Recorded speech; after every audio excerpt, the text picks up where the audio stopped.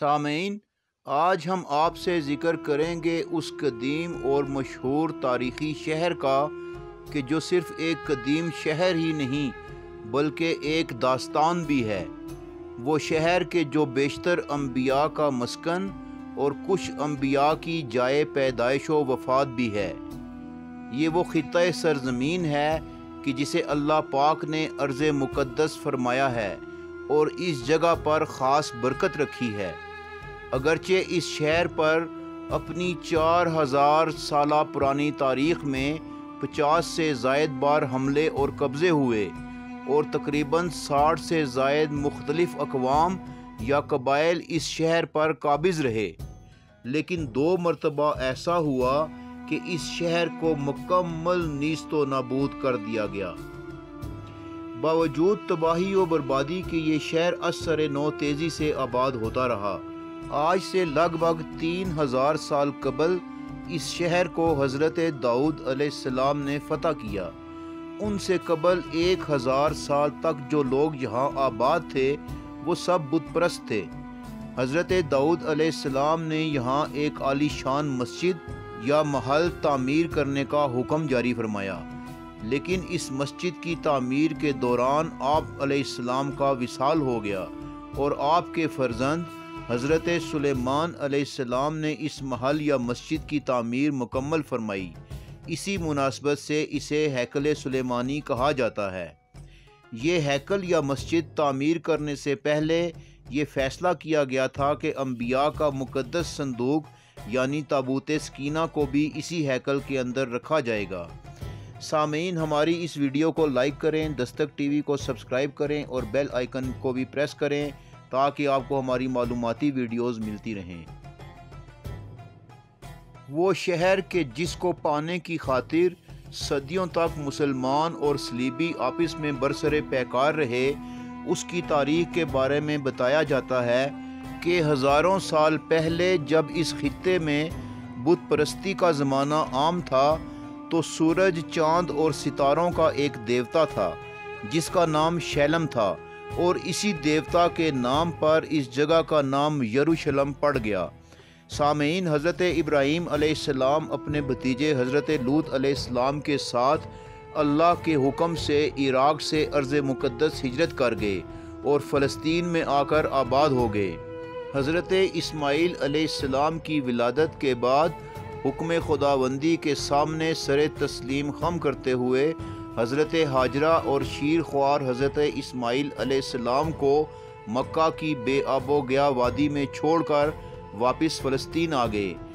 پھر کچھ عرصہ بعد مکہ مکرمہ گئے اور اپنے بیٹے حضرت اسماعیل علیہ السلام کے ساتھ مل کر خانہ کعبہ کی اسی جگہ پر تعمیر کی جہاں وہ پہلے سے موجود تھا یا اس کی باقیات موجود تھیں۔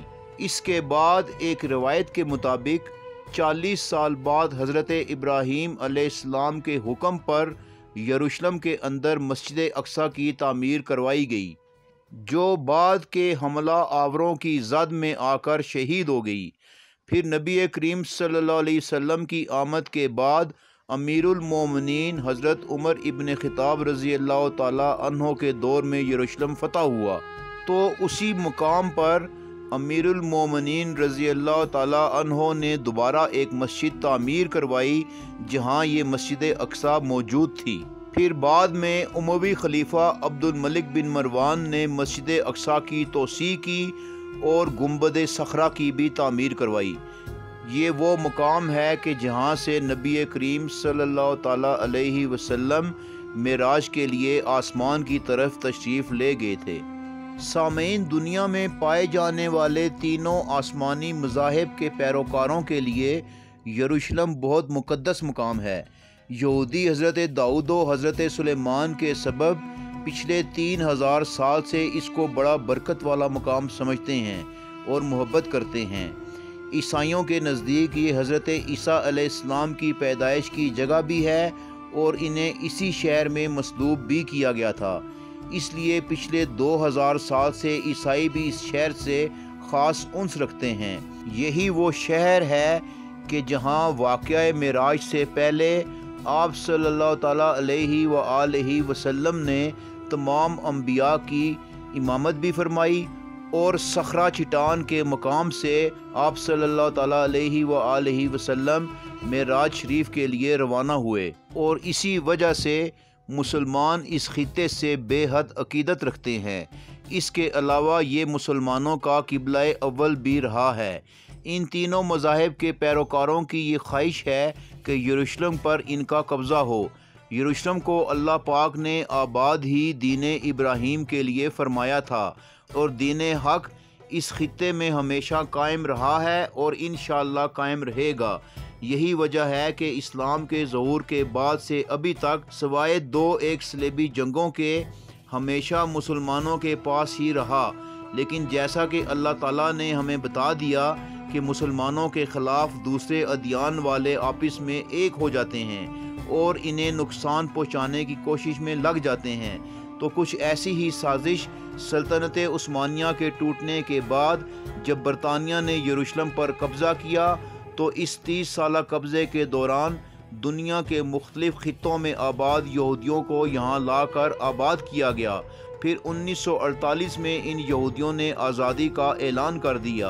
अरबों के साथ इनकी जंग हुई लेकिन वो इसराइल को कायम करने में कामयाब हो गए। और फिर 1967 में अरबों ने फ़लस्तीन को आज़ाद कराने की खातिर इसराइल के साथ जंग की, लेकिन इस जंग में अरबों को इबरतनाक शिकस्त से दोचार होना पड़ा। बजाय फ़लस्तीन को आज़ाद कराया जाता, उल्टा गोलान की पहाड़ियाँ, मशरकी यरूशलेम और बैतुल मक़दस पर भी कब्ज़ा कर लिया गया। सामीन, मौजूदा दौर में इस शहर की आबादी लगभग 10 लाख नफूस पर मुश्तमिल है। 65% यहूदी हैं, 33% मुसलमान हैं और 2% ईसाई कम्युनिटी रहती है। सामीन, आप देख रहे हैं दस्तक टीवी की सीरीज़ दुनिया मेरे आगे का प्रोग्राम यरूशलेम की तारीख़, जो अब अपने इख्तिताम को पहुंचता है। इंशाअल्लाह बहुत जल्द हम अपने अगले प्रोग्राम के साथ दोबारा आपकी खिदमत में हाज़िर होंगे। उस वक्त तक के लिए इजाज़त चाहेंगे। अल्लाह निगहबान।